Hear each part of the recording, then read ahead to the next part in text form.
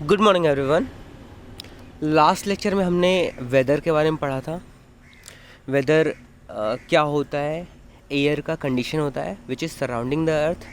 फिर उसका वेदर किस किस चीज़ पे डिपेंड करता है वो भी हमने पढ़ा था, जिसमें एयर होता है, सन होता है, फिर क्लाउड्स होते हैं और रेन हो सकता है। तो इन चीज़ों के ऊपर डिपेंडेंट होता है हमारा जो वेदर होता है, जो हमारे वेदर में चेंजेस होते हैं। जैसे अभी के टाइम में अगर आप देखो तो थोड़ा सा वेदर में चेंजेस होने लगे हैं। गर्मी थोड़ी सी कम पड़ने लगी है, ओस थोड़ा सा ज़्यादा गिरने लगा है। तो अब ये एक इंडिकेशन है कि अब ठंड का मौसम आ रहा है। तो ठंड के मौसम आने के पीछे रीज़न किसका होगा? वही वेदर कंडीशंस मतलब एयर की कंडीशंस। एक तरीके से एयर की कंडीशन में थोड़े बहुत चेंजेस आए होंगे जिसकी वजह से ये वेदर में चेंजेस आ रहे हैं। ठीक है। उसके बाद हमने सन के बारे में पढ़ा था। सन के बारे में ये भी कुछ इंटरेस्टिंग चीज़ देखी थी कि सन जो होता है वो क्या करता है कि जब हमसे दूर रहता है, जब होराइज़न पे होता है सुबह के टाइम पे और शाम के टाइम पे, तो हमसे बहुत ज़्यादा दूर होता है। तो जब हमसे बहुत ज़्यादा दूर होता है तो हमें गर्मी कम लगती है। जब हमारे ऊपर बिल्कुल डायरेक्ट होता है दोपहर के टाइम में, तो हमें गर्मी बहुत ज़्यादा लगती है, क्योंकि सन रेज़ उस समय हमारे ऊपर डायरेक्ट पड़ती होती हैं। सूरज की किरणें सूरज हमसे थोड़ा ज़्यादा नज़दीक हो जाता है। ठीक है। यही कुछ कारण है जिनकी वजह से हमें एक पर्टिकुलर टाइम में ज़्यादा गर्मी लगती है, एक पर्टिकुलर टाइम में रिलेटिवली कम गर्मी लगती है, या एक पर्टिकुलर टाइम में ज़्यादा ठंड लगती है, एक पर्टिकुलर टाइम पे थोड़ा ज़्यादा ठंड लगती है। हमने सनी डेज़ के बारे में भी देखा था। ठीक है। खास करके सनी डेज़ हमें अच्छे सनी डेज़ कब मिल पाते हैं? गर्मियों के मौसम। ठंड के मौसम में कभी कभी ऐसा हो सकता है कि इतना ज़्यादा ठंड पड़ा हो, इतना ज़्यादा कोहरा पड़ा हुआ हो कि आप सन देख ही नहीं पा रहे हो। कई बार ऐसा होता है 2-3 दिन बीत गया, 4 दिन बीत गया, एक हफ्ते बीत गए, आपने देखा ही नहीं सन रेज़। ठीक है। तो वो वेदर कंडीशंस के ऊपर होता है। ठीक है।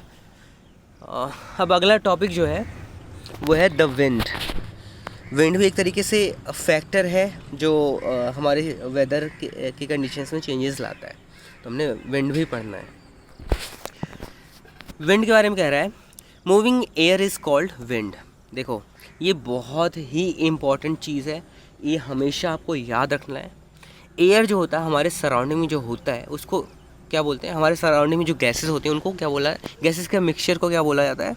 उनको बोला जाता है एयर। गैसेस के मिक्सचर मतलब जो हमारे सराउंडिंग में कार्बन डाइऑक्साइड भी है, ऑक्सीजन भी है और नाइट्रोजन भी है और अदर गैसेस भी हैं।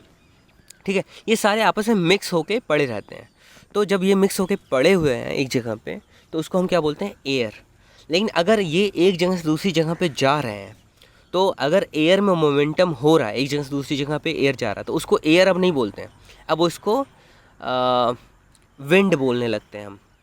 ठीक है। तो एयर में और विंड में यही अंतर है कि wind blows, air stays. Wind एक जगह से दूसरी जगह पे ट्रैवल करता है, और विंड जो होता है वो उसमें हम ट्रैवल के बारे में बात ही नहीं करते हैं। It is only a mixture of gases, बस इतना ही हमें पता होता है। Air is a mixture of gases, जिसमें थोड़ा बहुत वाटर पार्टिकल्स भी हो सकता है, थोड़ा सा धूल डस्ट पार्टिकल्स भी हो सकते हैं। इन सारी चीज़ों का जो मिक्सचर होता है उसी को एयर बोलते हैं। अब ये मिक्सचर अगर एक जगह से दूसरी जगह पे जा रहे हैं, ठीक है, तो उसको क्या बोलते हैं? अब ये एयर नहीं रह गया, अब उसको हम विंड बोलेंगे। तो एयर में और विंड में यही खास डिफरेंस है, ये आपको हमेशा याद रखना है। ये अगर अभी से अगर आप याद रखते हो तो ये बहुत ही इंटरेस्टिंग चीज़ है। बहुत सारे लोगों को, बहुत बड़े बड़े हो जाते हैं, उनको अभी भी नहीं पता होगा।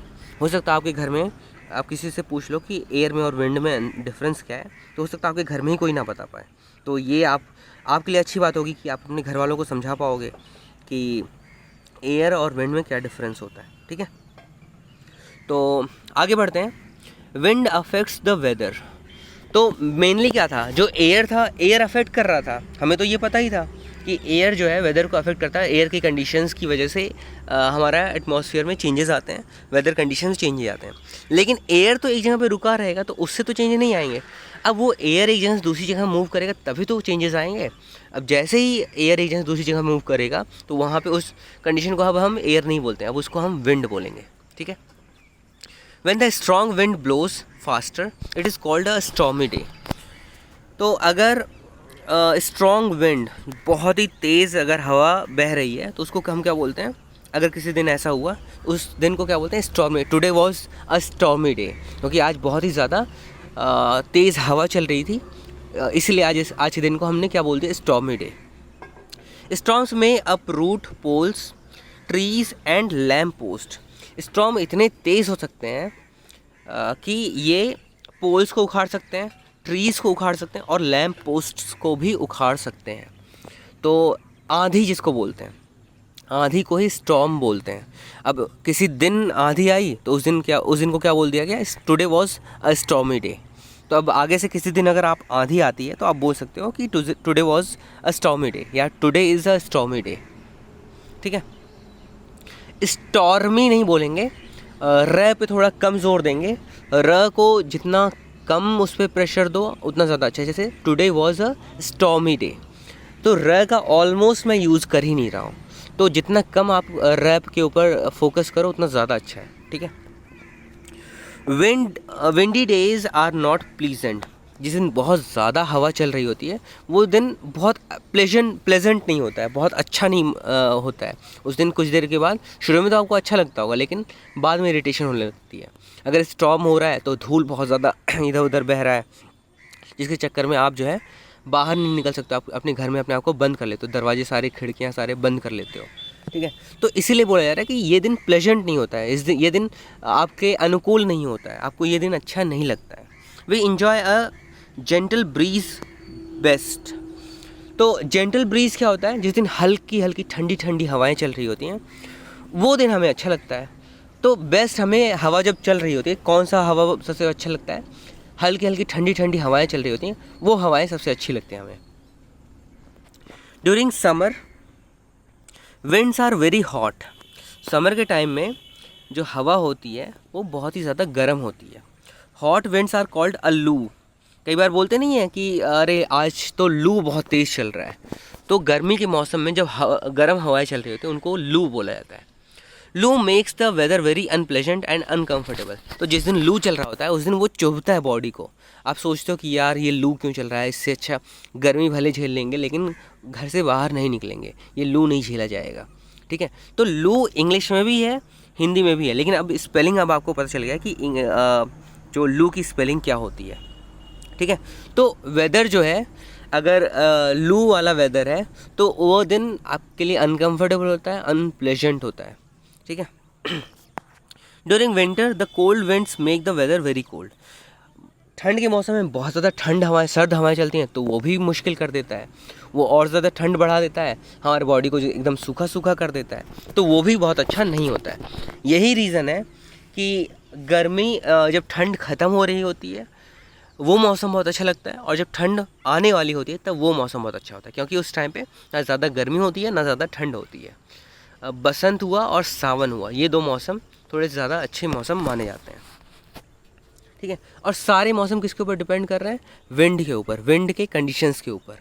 विंड अगर ज़्यादा स्टॉर्मी है तो वो वेदर कंडीशंस वैसे हो जाएंगे, विंड अगर लू वाला विंड है तो वो वेदर कंडीशन वैसे ही होगा, और अगर सर्द हवाओं वाला विंड है तो वो भी जो है उसकी वजह से सर्द मौसम हो रही होगी।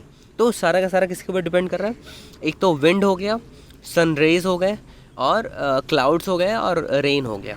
तो ये 3-4 कंडीशंस होते हैं जिनके ऊपर हमारा वेदर डिपेंड करता है। आगे बढ़ते हैं। द क्लाउड्स के बारे में कह रहा है। क्लाउड्स मतलब बादल, आपको पता है पहले से। Clouds play an important role in earth's weather. ठीक है, तो अभी हमने जस्ट डिस्कस ही किया था कि विंड तो अपना एक इम्पॉर्टेंट रोल प्ले करता है, साथ में क्लाउड्स भी करते हैं, सन भी करता है, सन भी हमने पहले पढ़ ही लिया है। तो कैसे ये इंपॉर्टेंट रोल प्ले करता है, when the sun is hidden behind the dark clouds the dull day is called cloudy day. तो जब भी बादल बहुत ज़्यादा स्ट्रांग है, बहुत ज़्यादा मोटा परत है बादल का कि वो सन रेज को अर्थ पे आने ही नहीं दे रही हैं, तो उस तरह के मौसम को क्या बोलते हैं, उस तरह के दिन को today was a cloudy day. मतलब आज का दिन जो है, आज के दिन बादल बहुत ज़्यादा था, तो इसलिए उस दिन को क्या बोला गया, क्लाउडी डे। क्लाउडी डे रहेगा तो उस दिन हो सकता हो, अगर बारिश का मौसम है उस समय आपको हो सकता है बहुत ज़्यादा पसीना आ रहा हो, क्योंकि ना ही धूप हो रहा है ना ही बारिश हो रहा है। ठीक है, तो वैसे कंडीशन में और ज़्यादा आपको थोड़ा सा उमस लगती है, वो और ज़्यादा आपको ज़्यादा मुश्किल बना देता है आपके लिए। लेकिन अगर वही दूसरा कोई मौसम है, हो सकता है वही जब बारिश ठंड का मौसम शुरू हो रहा हो या फिर ठंड का मौसम ख़त्म हो रहा हो, तो उस टाइम पे खास करके अगर ठंड का मौसम शुरू हो रहा है उस टाइम पे अगर धूप ना हो, हल्की हल्की हवाएं चल रही हो, तो वो सबसे अच्छा मौसम आपको बहुत ज़्यादा कंफर्टेबल फील करा देता है, आपको कोज़ी फील कराता है। ठीक है, तो ये रीज़न्स हैं कि कैसे कैसे ये सारे फैक्टर्स जो है काम करते हैं हमारे एटमॉस्फेयर में चेंजेस के। Cloudy days are cooler than sunny days. जो क्लाउडी डेज़ होते हैं वो कूलर होते हैं सनी डेज़ के कंपैरिजन में। और क्या होता है कि लेकिन प्रॉब्लम ये होती है कि मौसम में थोड़ा सा ज़्यादा नमी होती है, इसी वजह से कई बार आपको गर्मी पसीना ज़्यादा हो सकता है गर्मी उतना ज़्यादा ना हो लेकिन पसीना आपको रिलेटिवली ज़्यादा हो रहा होता है। This is because the clouds in the sky block the rays of the sun rays की वजह से ही हमें ज़्यादातर करके गर्मी लगती है। अब सन रेज ही अगर क्या कहते हैं छुप गई हैं, हमारे तक नहीं पहुंच पा रही हैं, तो उसकी वजह से हमें थोड़ा सा ज़्यादा रिलीफ मिलेगा तो हमें थोड़ी सी गर्मी ज़्यादा कम लगेगी, है ना। सनरेज़ की वजह से ही गर्मी थी, अब सनरेज़ ही नहीं आ पा रही तो हमें गर्मी नहीं लगेगी। Cloudy nights are warmer than the clear nights. Cloudy nights जो होते हैं वो क्लियर नाइट्स से ज़्यादा गर्म होंगे। क्यों? क्योंकि वही सेम बात कि उस टाइम पे उमस ज़्यादा होती है, हवा भी नहीं बह रहा होता, बिल्कुल भी हवा नहीं चल रहा होता है। यही रीज़न है कि आपको उस मौसम में थोड़ा सा गर्मी ज़्यादा लगती है। तो आपको अब समझ में आ गया होगा कि जिस दिन के टाइम पे अगर क्लाउड्स हैं तो वो दिन थोड़ा सा रिलेटिवली कम गर्म होगा, लेकिन अगर रात के टाइम में क्लाउड्स हैं तो वो आपकी रात ज़्यादा गर्म होने वाली है बाकी दूसरे रात के कंपैरिजन में। तो ऑन दैट नोट यहीं पे आज हम ये ख़त्म करते हैं।